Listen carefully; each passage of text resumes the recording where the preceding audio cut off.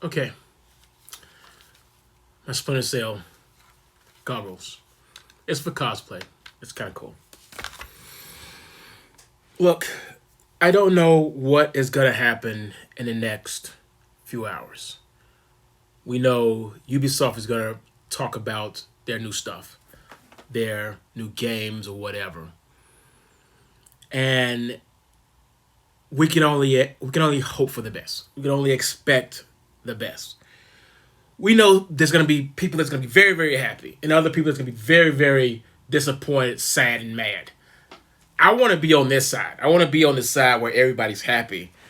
But no matter which one of these you end up getting, you have to realize something has changed.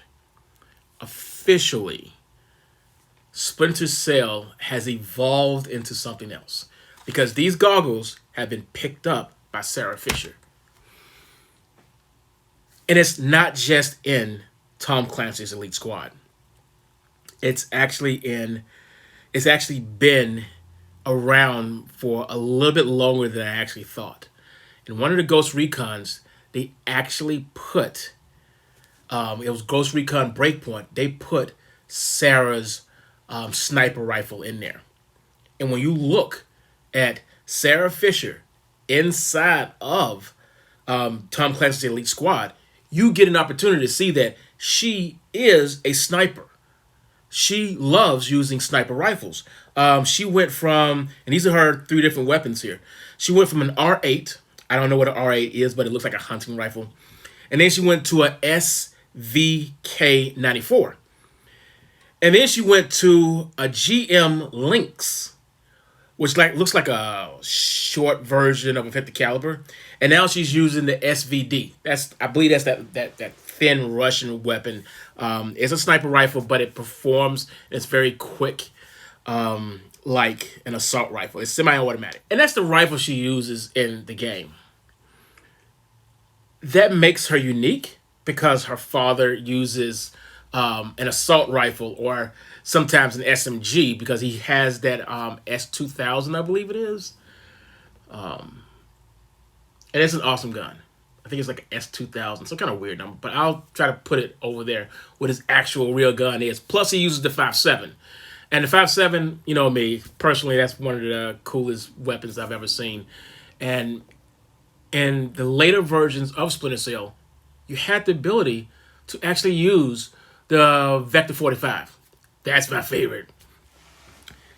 So let's talk about Sarah for just one quick second, and then I'm going to shut up because we don't know what's going to happen tomorrow. She has been implanted physically into this game, and not just a breadcrumb to show that she's still around or she could possibly be an agent. Now we're straight up saying that she is an agent. This opens up the door for Briggs, Cristal, and Vic, and Sam to do more stuff, new stuff, and greater stuff. Notice that I'm not talking about Archer. But there is something very unique about Sarah Fisher. The very first thing that you may notice, but you might not have really noticed it, is she's wearing headphones. If you're wearing headphones, that means you don't have that earpiece that Sam has cut surgically inserted into his jaw, which Archer had.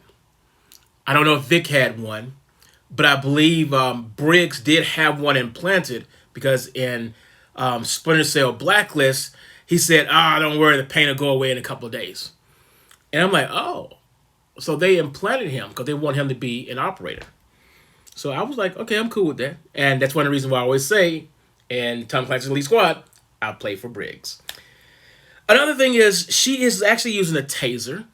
Her suit, if you rotate her on the backside, you'll see that her suit actually has a spine. Give me one second here. It has a support spine. And that is something that is very unique about everything. It kind of looks a little bit like this here, but it's more shapely and it's flexible. This gives you support so that if you have this on your back, you wouldn't strain it as much. If you don't strain your back as much, you can be used as an agent longer because you don't have that wear and tear. Another thing is, it looks like it uses softer materials. She does have the classic goggles that our dad uses, and that kind of makes me think of Star Wars. In Star Wars, you have your basic. This is your basic, blah, blah, blah. And then after you get your basics, you get a chance to take things off, move things around, customize it the way you want to. Which is one of the reasons why Archer, when he was around, he had all three lenses on one eye, and he kept one eye naked. Christelle does the same thing, but the odd thing about that is, why are these guys doing the one eye treatment as opposed to using both?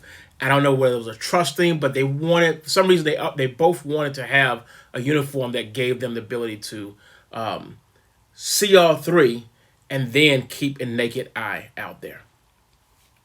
So I think that was unique. And even Sam, in Splinter Cell Conviction, Sam actually gets a custom version of goggles from an IT guy.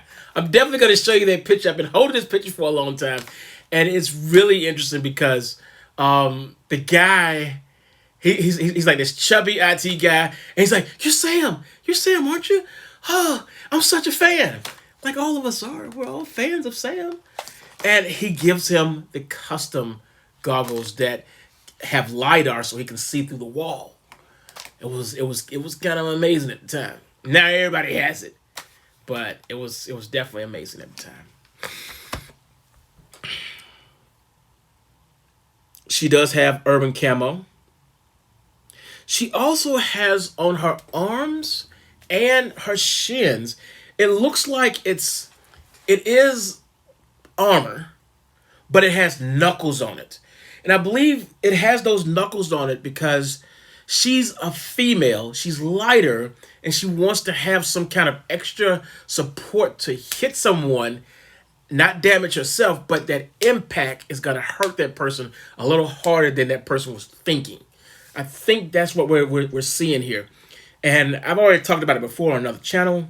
Because Sarah was taken care of by Grimm, her uniform, meaning Sarah's uniform, actually looks a little bit like a cross between Sam Fisher's original outfit, Sam Fisher's new outfit, and Grimm's outfit.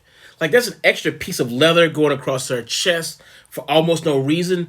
Grimm would always have that leather piece because she would always have a pistol on her side. I don't think I see Sarah with a pistol on her side. I'm rotating this as much as I can. But I don't see that. And Grimm carried a pistol high up so that she can just holster it here and pull it out, as opposed to carrying it on her actual hip. I really like Sarah's outfit. The last thing I'm going to say about Sarah is, at least in this particular game, she carries a taser to tase people, which again is another remnant from her father. Her father had these stun bullets that he would use to stun people as opposed to killing people. Because remember, when Sam went to certain places, like when he went to Korea, at some point he was not allowed to take out anyone. It was don't kill, stun only, because you're dealing with locals and police, and we don't know who's the good guy and who's the bad guy.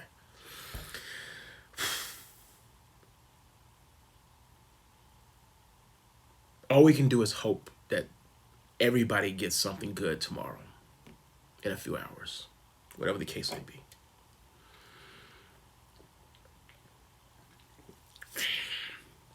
So, I got my Splinter Cell card ready right here. This is from Double Agent, I believe. Nope, this is from Conviction. This is from Conviction. This is what I want to do. I am going to shut up right now. And for those who are subscribed to my channel, thank you for watching everything. And